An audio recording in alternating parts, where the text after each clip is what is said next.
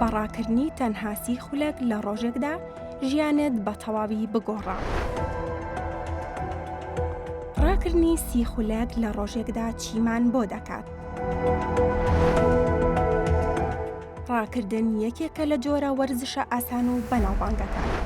هەروەها هەر کەسێک دەتوانێت لە هەر شوێنێک ئەم جۆرە وەرزشە ئەنجام بدات و ڕابکات.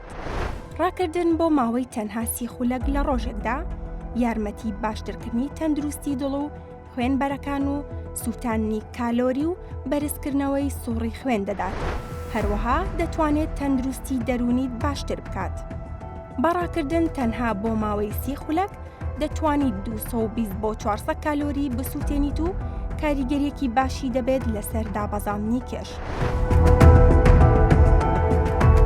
توێژینەوەیەکی گۆڤاری هایپەرتێنشن دەریخستووە کە 30 خولەک وەرزشی مامناوەند لە ڕۆژدا دەتوانێت یارمەتی دابەزاندنی پەستانی خوێن بدات لە کەسانی بەتەمەن و ئەو کەسانەی کە کێشیان زیادە. هەروەها 75 خولەک ڕاکردن یان 150 خولەک بە پێ ڕۆیشتن لە هەفتەیەکدا ئەو دەرەنجامانەی نەهێشتووە کە کەمخەوی لەسەر ڕێژەی مردن دروستی دەکات.